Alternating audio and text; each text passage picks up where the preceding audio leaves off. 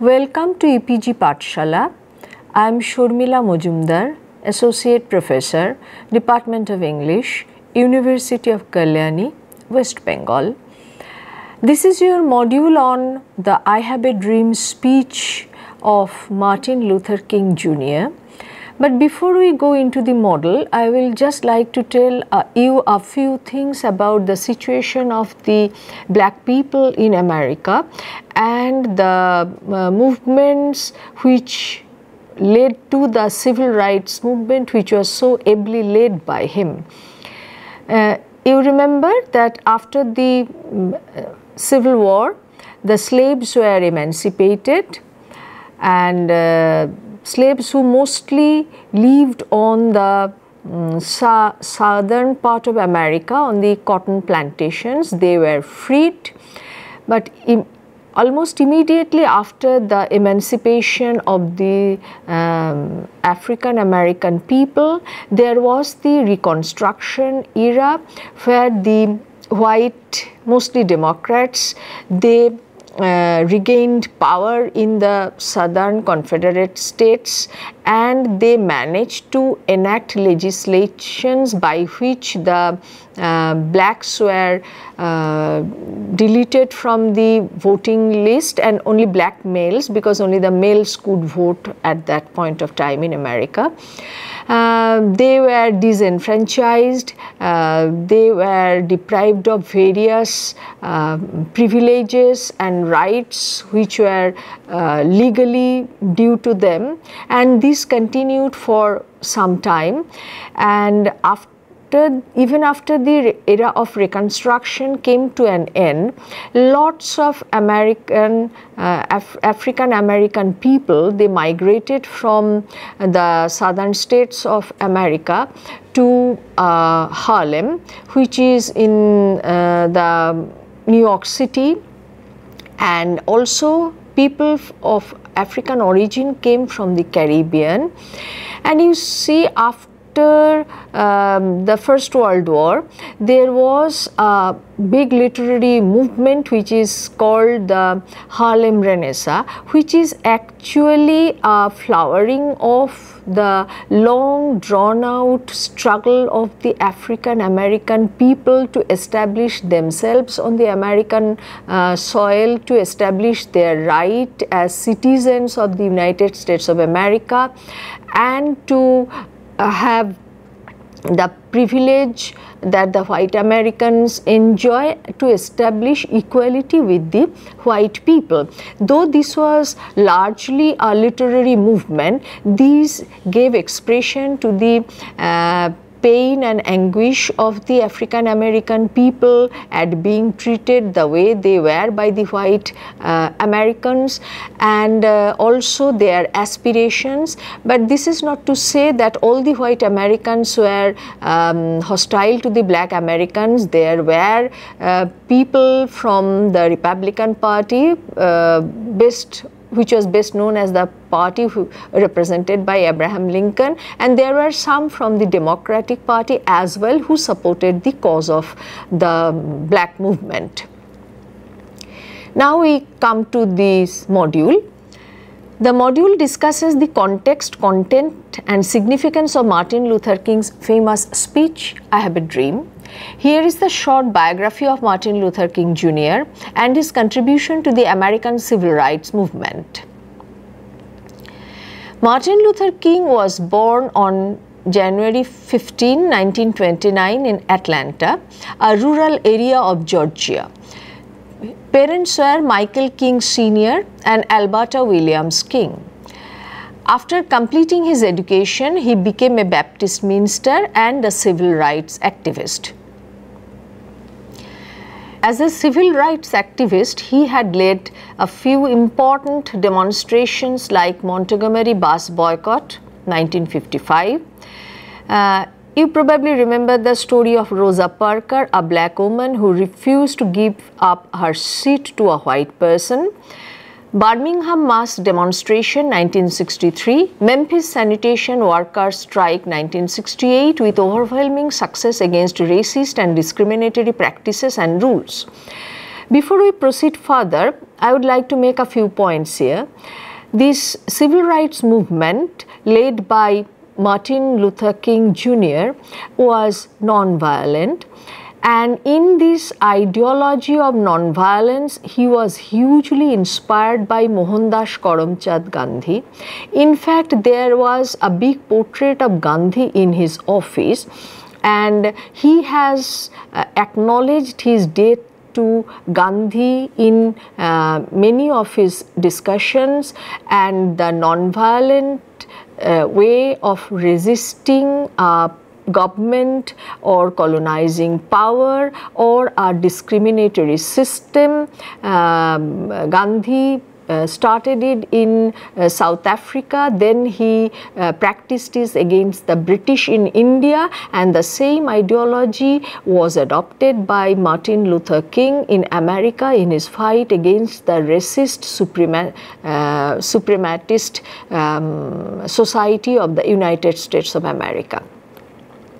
He was also able to push the government to enact few important legislations like Civil Rights Act of 1964, Voting Rights Act of 1965, Immigration and Nationality Services Act of 1965, Fair Housing Act of 1968, all aimed at eliminating racial atrocities perpetrated on Afro-Americans.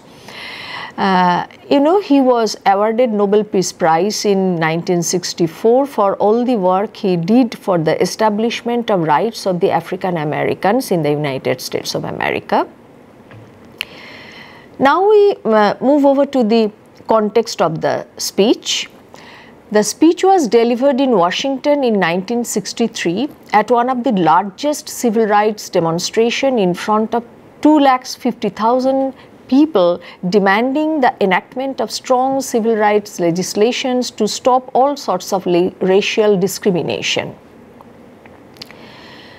Perceiving the importance of the speech, King and his advisors took 4 days of hard labor to prepare the final draft on the day of the speech itself. It was quite unusual for King, who had already excelled in the field of oration as a religious preacher, and it proves how important the speech was to King. So you see, speech was a great orator, though he was quite confident of his oratorial skill, since this speech was considered to be very important because the expected strength of the audience was more than 2 lakhs. He prepared this speech, though during the all 17 minutes that he delivered this speech, he did not stick to the written script. He broke into impromptu address of the audience. Though King started to read out from the speech, after a certain point of time he chose to pour out his heart, thereby making the speech more powerful and highly appealing to the audience. He spoke for nearly 17 minutes, and the last 7 minutes of the speech was totally spontaneous. And this is what I was talking about, that King was a great orator, and he had a very successful career as a public speaker. So when he started with a written speech, he continued for some time and then broke into impromptu address of the audience, which was quite natural for him. And instead of reading from a written speech, it was far more effective and it was far more powerful to deliver an impromptu speech, which probably moved the hearts of the audience the way it would never have if he had read the whole speech out. Now we come to an analysis of the content. The speech starts by focusing on the sharp contrast that existed between the promising words of America's Emancipation Proclamation signed by Abraham Lincoln and the present miserable condition of the Negro affected by deep-rooted racial discriminations. And so you see, his speech was very well organized. rational, and he started by striking out the difference between what was promised to the black people in the proclamation of emancipation, which was signed by the President of United States of America at that point of time, Abraham Lincoln, and even after about 100 years of this proclamation, how things have not changed radically for the African Americans, that even after 100 years of the proclamation of Emancipation Act, people were still being discriminated, they were being deprived, and how it was very necessary for them to come together, to join hands and fight the discriminatory regime of the United States government. Describing the state of America as defaulter, King said that the Negro have been cheated and deprived of their constitutional right to equality. And you know, there was segregation almost in all walks of life. The black children could not go to the same school as the white children. Black people could not hire residences in the area earmarked for the white people. Through the Brown versus State case in 1965, finally the black children were allowed to go to the same school as the white children. So there was discrimination in almost every walk of life, starting from the deletion of names of the black people from the voters list to their children being denied the right to study in any school of their choice. Then we come to that part of the speech where he talks about the urgency of the situation and the actions to be taken. In this part of the speech, King articulated the urgency of forging an intense battle for securing their constitutional right and urged them not to be satisfied or complacent until their rights get completely secured. He also said that blind hatred and bitterness towards all the white people should not be made the guiding force of the movement at any cost. And you see, here he is being very rational, that he made it clear that he was and all the black people were fighting against a system and not necessarily against individuals. So white individuals in their capacity as individuals are not to be attacked, but the white individuals as part of the system or as part of a legislative body or any other body which discriminated against the blacks need to be attacked. And I have to mention here that here also Martin Luther King was deeply influenced by Mahatma Gandhi. While he was defining the nature of the movement, he emphasized that the guiding principle of the movement should be completely based on the principle of non-violence. They cannot afford to be outrightly apprehensive towards all the white people and have to tread the path of struggle hand in hand with the white people who are willing and are participating in this struggle. And we come back to the same point that non-violence, not being aggressive towards the white people as a whole, and willingness to accept the help of white people, fair-minded white people who were against this discrimination and incorporate them in their struggle against a hugely discriminatory system. So here also you can see how King was influenced by Mahatma Gandhi. In this part of the speech, King describes the life of a Negro as lived experience. So he was not being theoretical. He was not talking how things should be, how things have been, and recounting history or anything like that. He is talking about lived experience of a Negro in a day-to-day life. In this part, King has pointed out different types of discriminations faced by Negro in everyday life.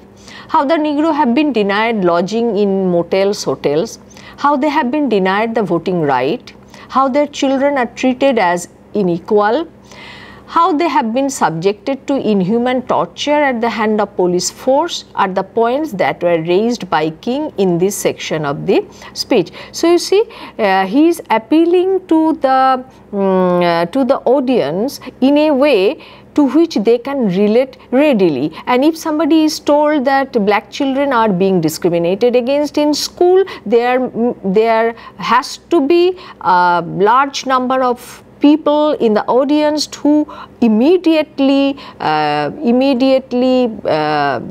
could relate their own experience to the kind of experience that is being narrated by King.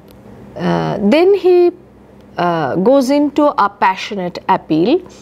In this part of the speech, King had made a passionate appeal to the audience for fighting this battle relentlessly and to refuse to be sunk into the realm of passivity and pessimism at any point of time.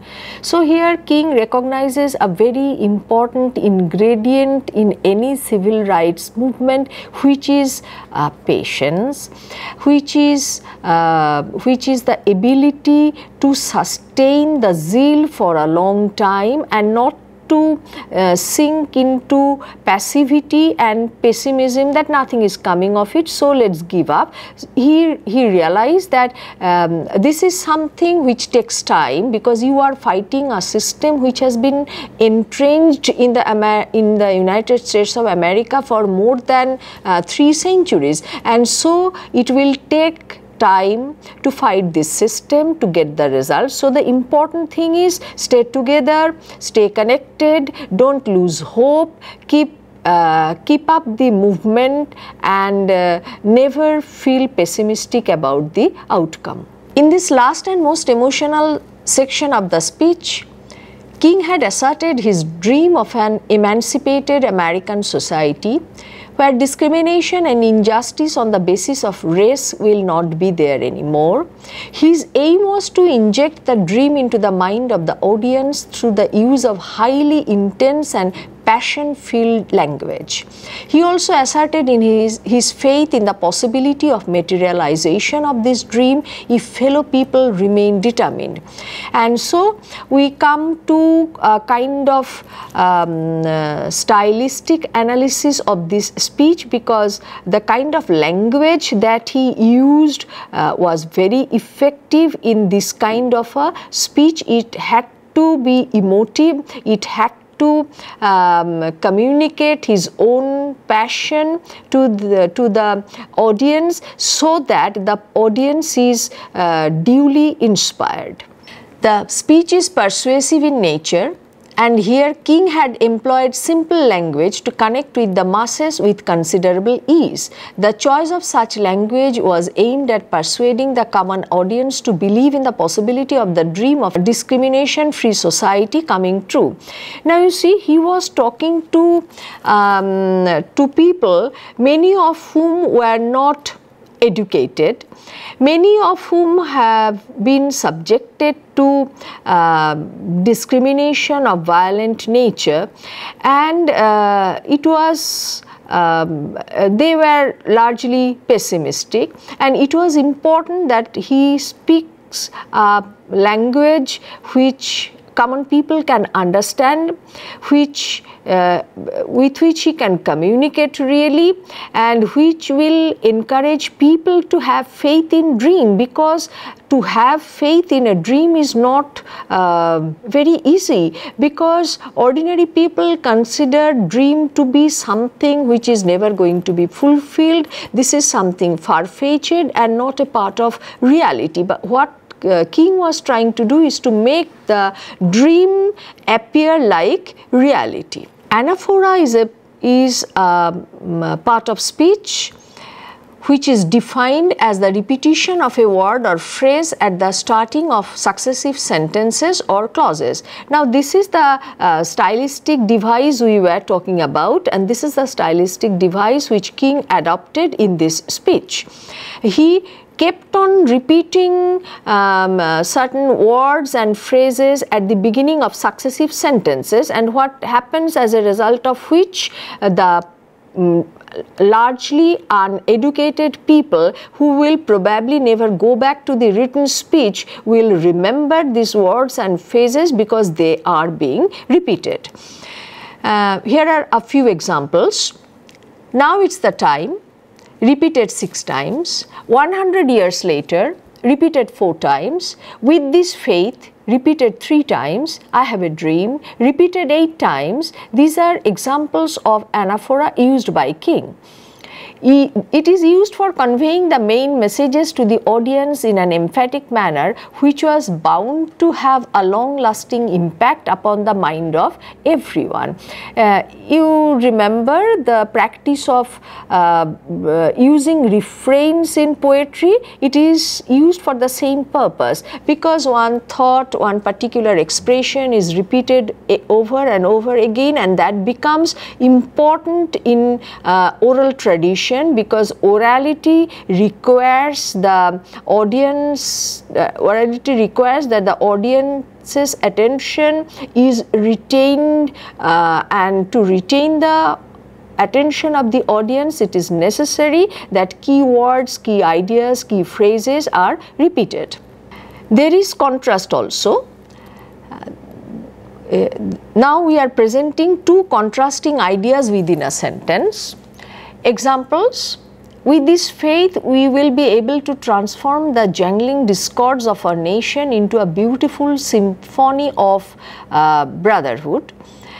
And the second example is, the whirlwinds of revolt will continue to shake the foundation of our nation until the bright day of justice emerges.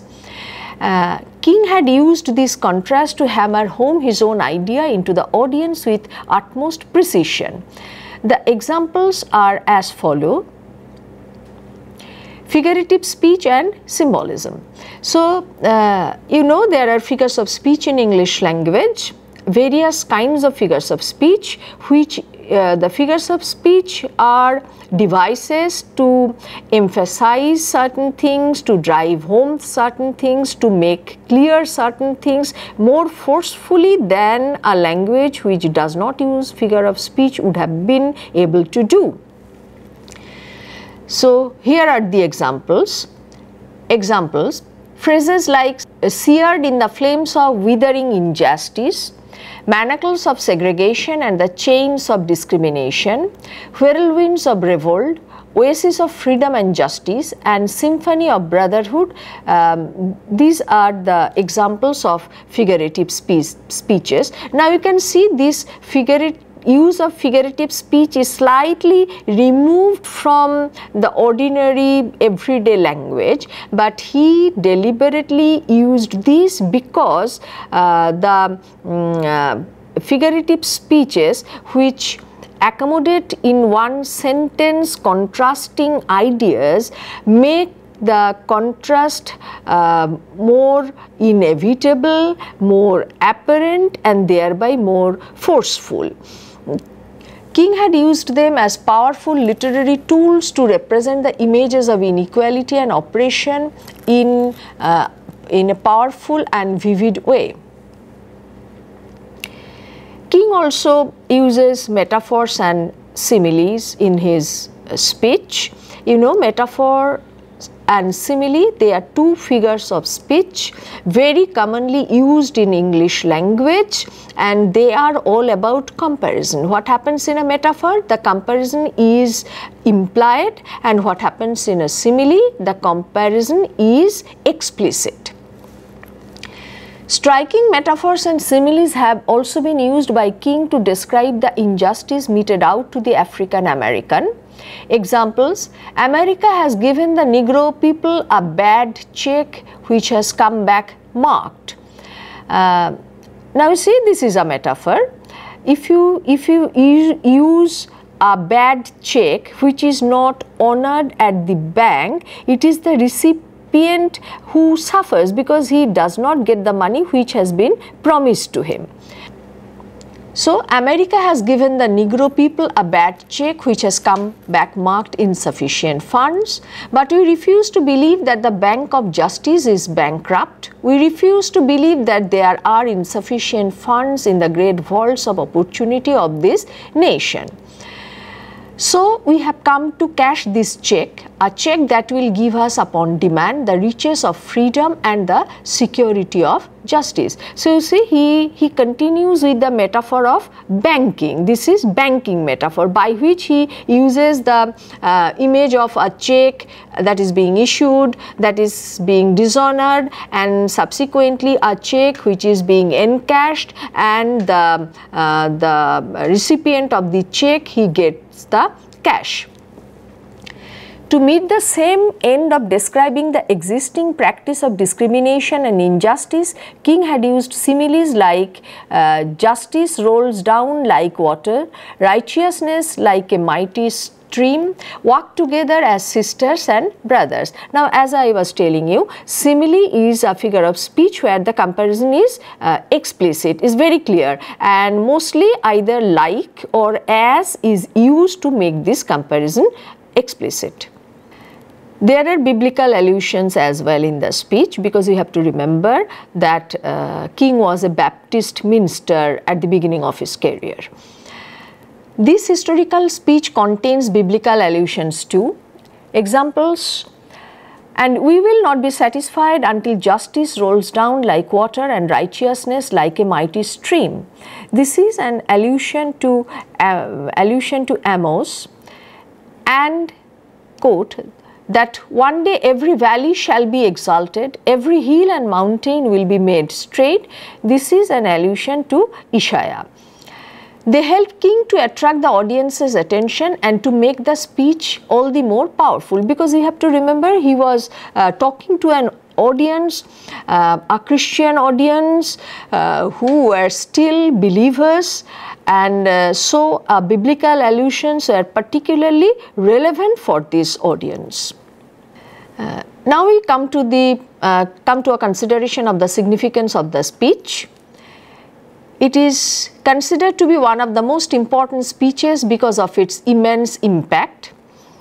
And you know, I would like you to read another speech, very important in the history of American politics and literature equally.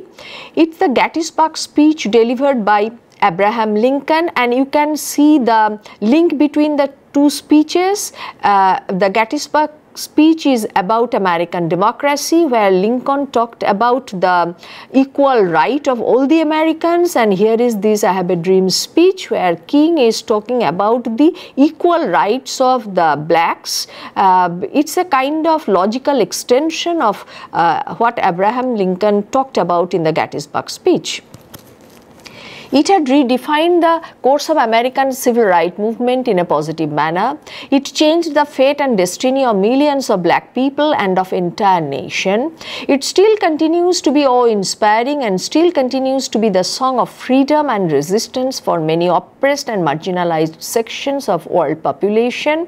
The main significance of the speech lies in the fact that it still continues to inspire thousands of people throughout the world to fight against any sort of oppression.